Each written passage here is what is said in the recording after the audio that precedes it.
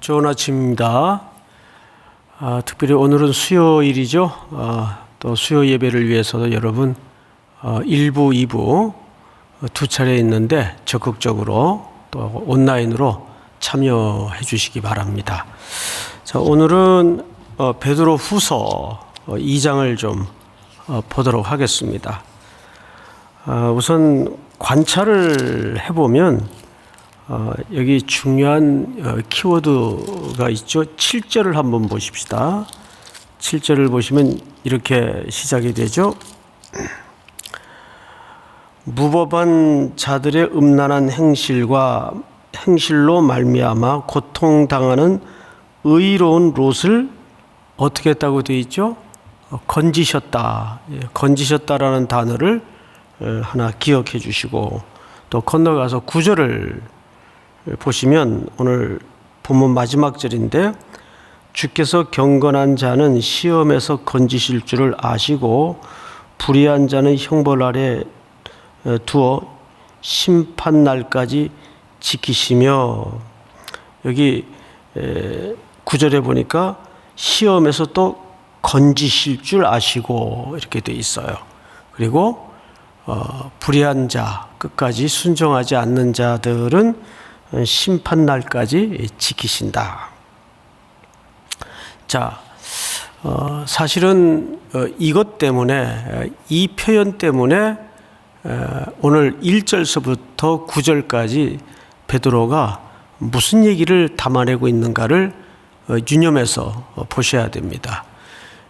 지금 두 차례에 걸쳐 우리가 보았듯이 초대교회, 특별히 로마 제국 아래에 있는 교회들은 안팎으로 우겨쌈을 당하고 있었어요.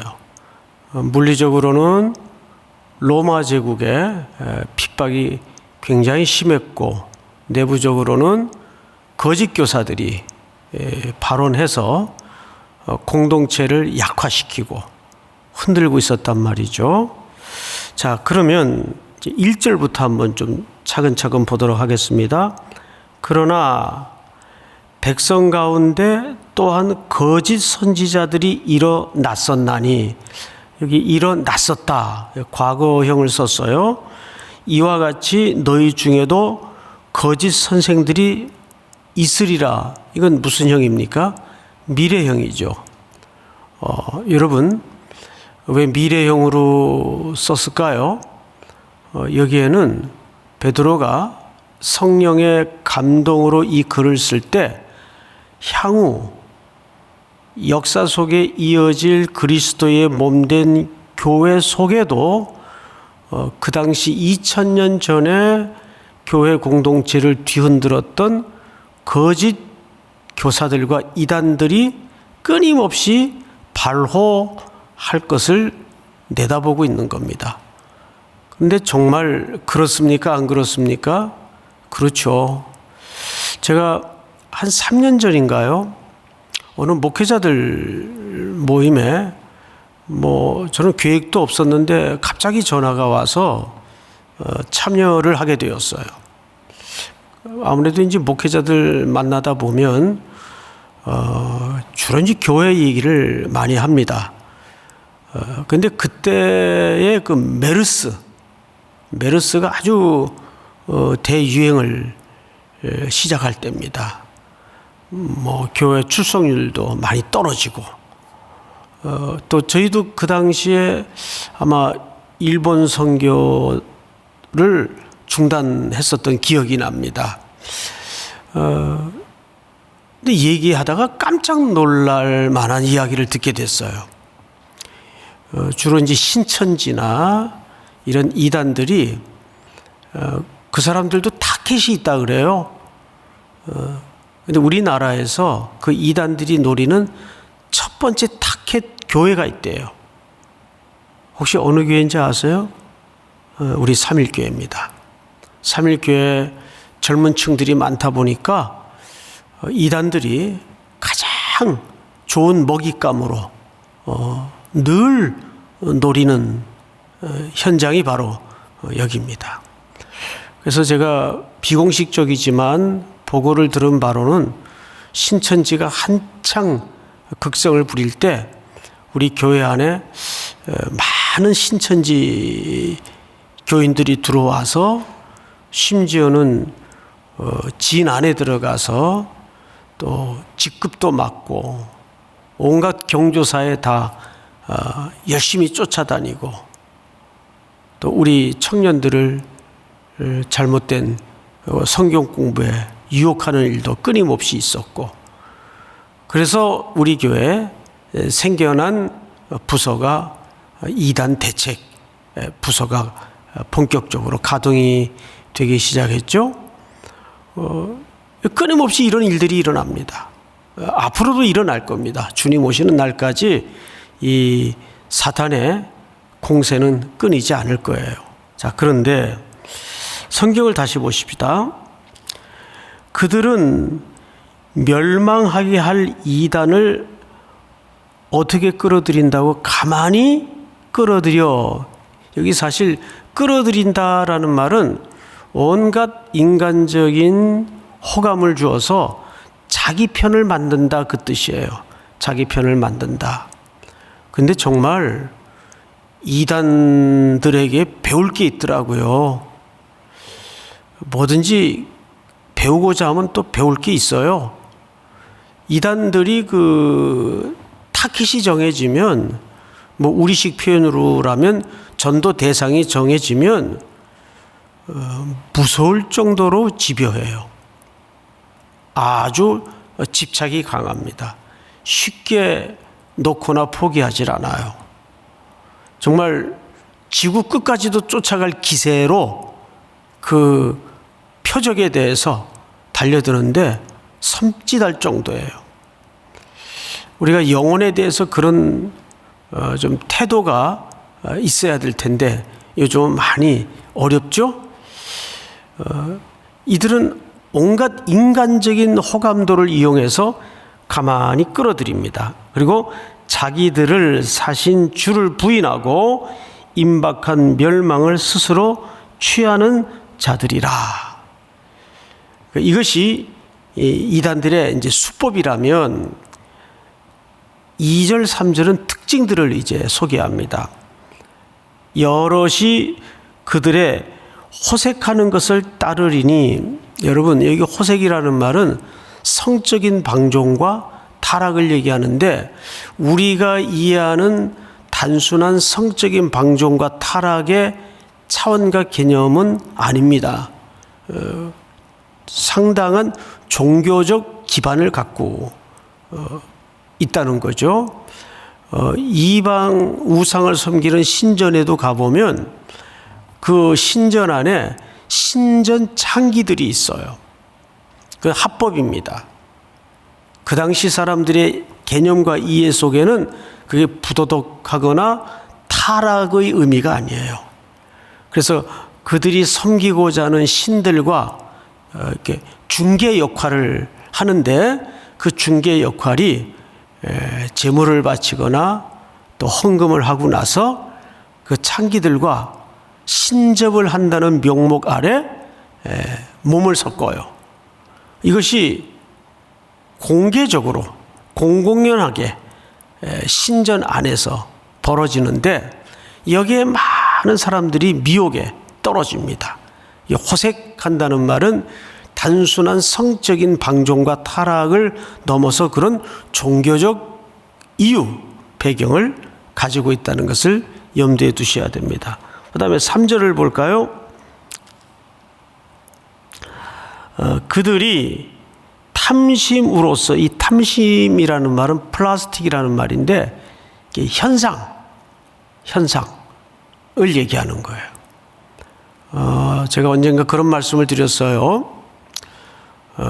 사실이 진리는 아니다.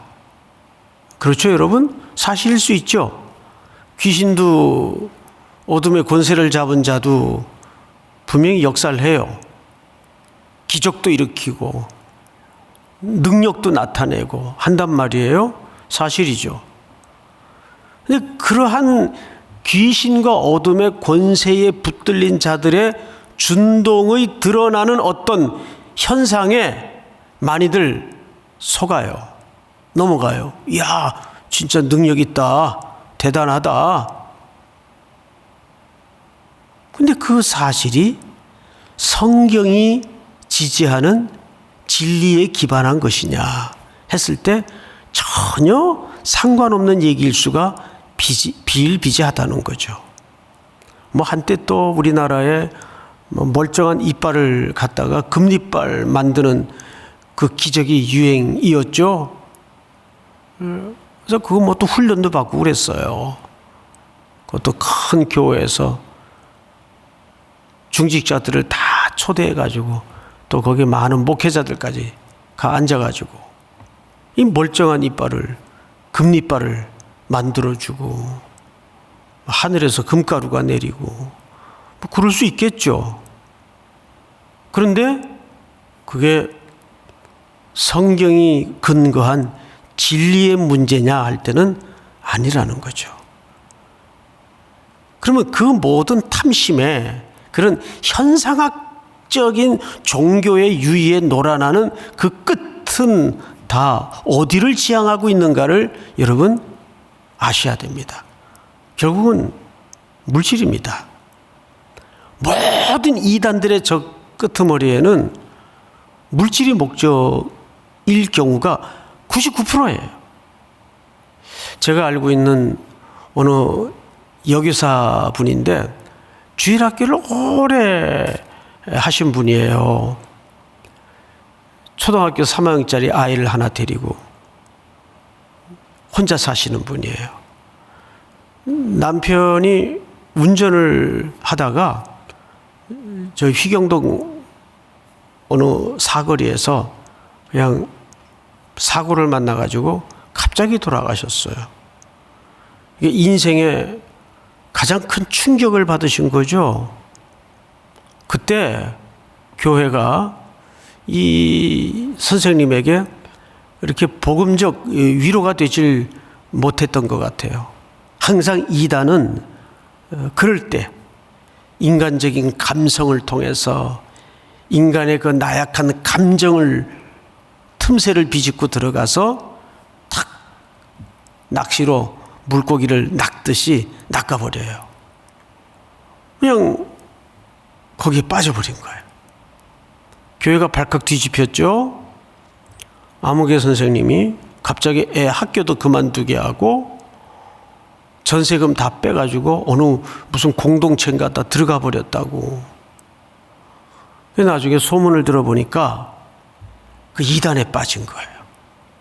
마음이 우울하고 세상 사는 게 허무하고 외롭고 그때 그런 비진리들이 항상 달콤하거든요. 위로가 되거든요. 그때 당시에는.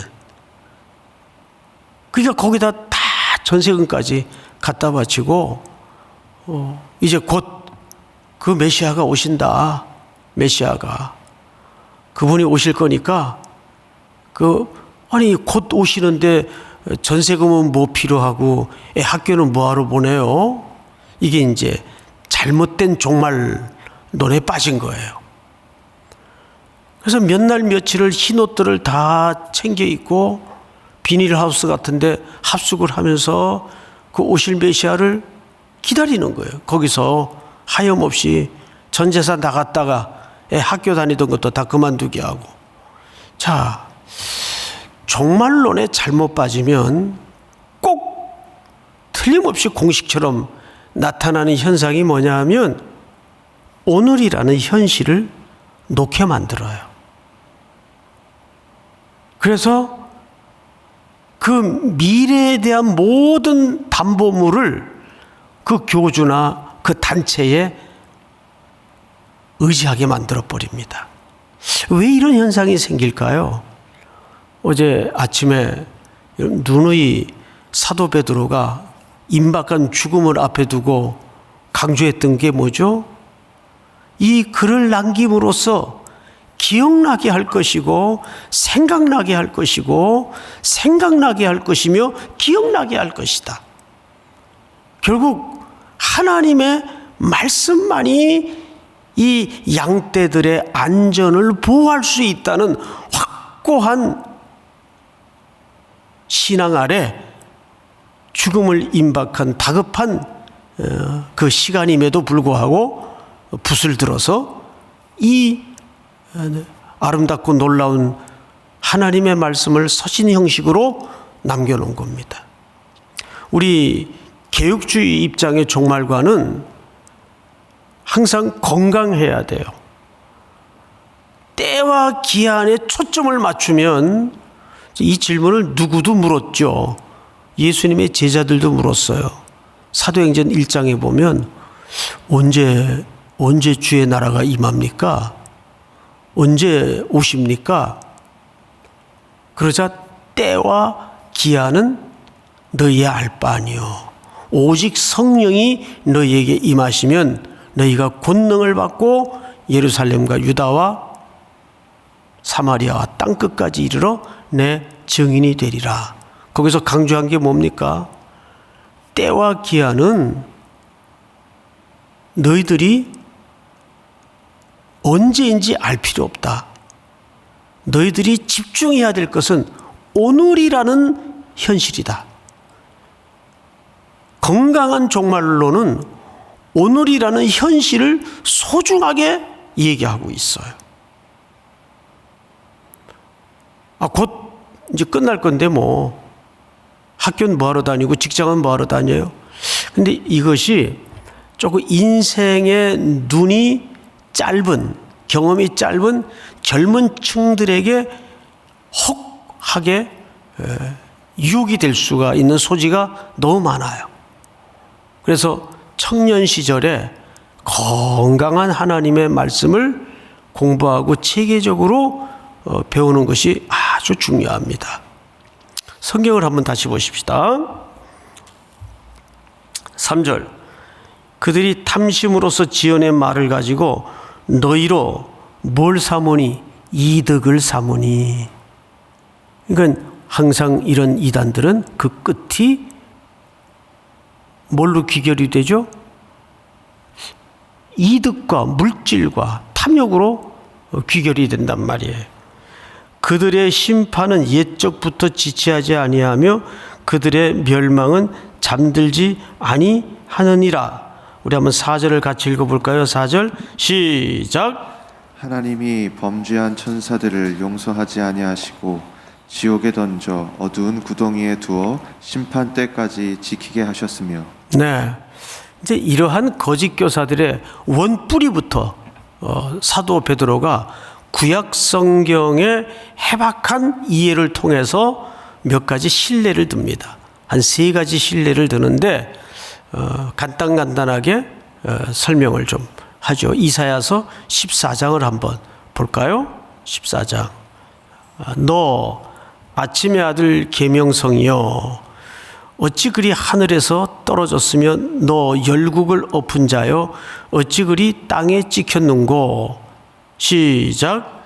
내가 내 마음에 이르기를 내가 하늘에 올라 하나님의 뭇별 위에 내 자리를 높이리라.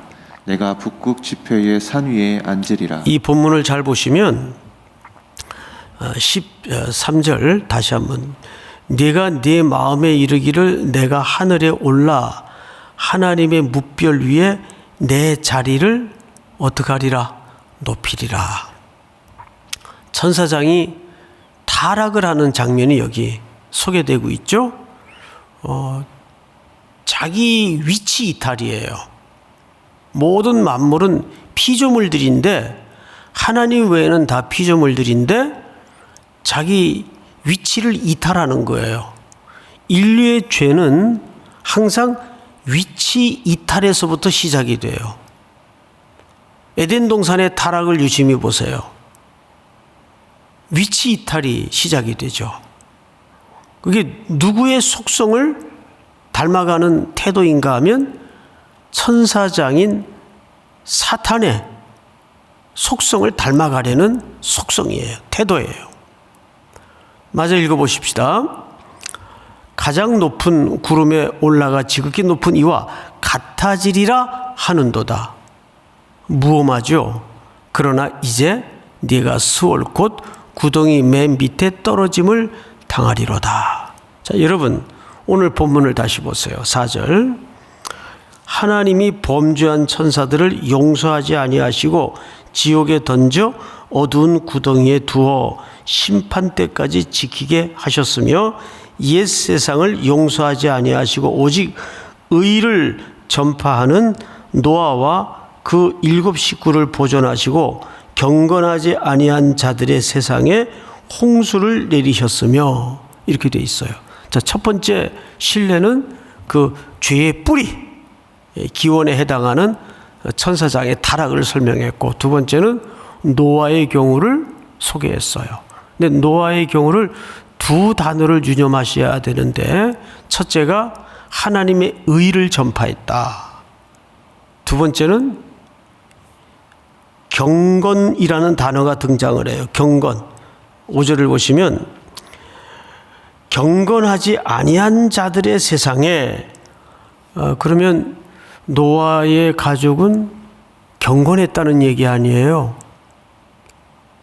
과연 그러면 성경에서 경건의 기초, 경건의 기준은 뭘까요? 우리가 이해하는 경건과 사뭇 다른 기초를 갖고 있습니다. 그 경건은 하나님께 뿌리한 거예요. 노아는 여전히 실수하고 후에도 여전히 범죄해요. 그렇다면 그 경건은 결국 그럼에도 불구하고 하나님의 자비를 구할 수 있고 하나님의 택한 백성이 되어서 결국 하나님께 엎어질 수 있는 그 태도를 성경은 의라고 얘기하고 경건이라고 얘기하는 거예요. 그러니까 경건이든지 의든지 다 인간에 기반한 단어가 아닙니다. 하나님과의 관계 개념의 설명이에요. 또 성경을 보십시다. 세 번째 신뢰를 드는데, 소돔과 고모라 성을 멸망하기로 정하여 재가 되게 하사 후세 경건하지 아니할 자들에게 본을 삼으셨으며 무법한 자들의 음란의 행실로 말미암아 고통당하는 무슨 롯을 건지셨다고 되어 있죠? 의로운 롯을 건지셨으니. 구약에서 롯의 행적을 아무리 뒤져봐도 뭐 별로 그렇게 의로운 행적을 찾아볼 수가 없어요. 근데 신약 성경은 의로운 롯을 건지셨대요. 그리고 여기서 말하는 의라는 이 개념도 어디에 기초한 겁니까? 하나님의 택한 백성이라는 은혜에 기초한 설명이에요. 믿습니까? 나중에 여러분 이 경건의 시간이 끝난 다음에 로마서 3장 20절서부터 22절까지를 열어보시면 거기 의의 정의에 대해서 가장 성경적으로 잘 설명되어 있습니다. 성경에서 말하는 의라고 할 때는 내 안에서 복두두아지거나 연습된 의를 얘기하는 게 아니에요. 그리스도를 얘기합니다. 한 의가 나타났으니 그리스도로 말미암아 주시는 하나님의 선물이라. 할렐루야. 이 택한 백성이라는 얘기예요. 성경을 또 보십시다.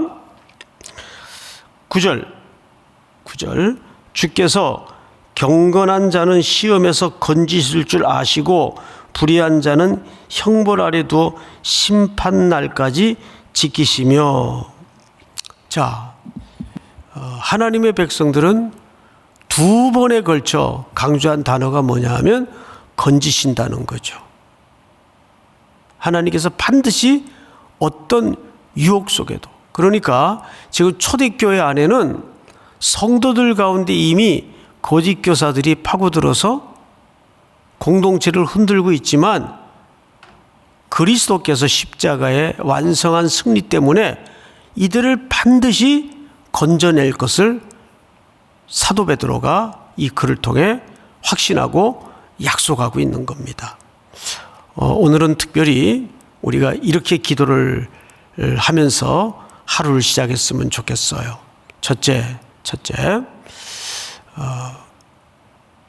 가짜가 난무할수록, 가짜가 성행할수록 우린 자꾸 가짜를 연구해요. 어느 게 가짜일까? 근데 그 번지수를 잘못 찾는 겁니다. 가짜가 성행할수록 진짜를 더 공부하면 가짜는 저절로 드러납니다. 저절로 눈에 들어옵니다. 그렇죠, 여러분? 그러니까 이런 코로나 시기에 하나님께서 한국교회 모든 거품들을 걷어내고 정말 우리 성도들이, 교회가 마지막까지 놔서는 안 될 그 본질에 좀 집중할 수 있도록 주시는 위기가 아닌 기회라고 저는 믿습니다. 한국교회가 하나님의 말씀으로 돌아갈 수 있는 위기가 아닌 기회가 되게 하시고, 또 오늘 수요 예배를 위해서, 또 오늘 하루 여러분들이 살아낼 이 복잡단안한 삶 속에 하나님의 말씀이 우리를 종일 세워주시고 안위하여 주시옵소서. 우리 간절히 우리 통성으로 기도하시다가 마무리하시기 바랍니다. 다 같이 기도하겠습니다. 사랑하시는 하나님 아버지, 오늘도 복된 날 주셔서 한 해가 저물어가는 이 마지막 시간,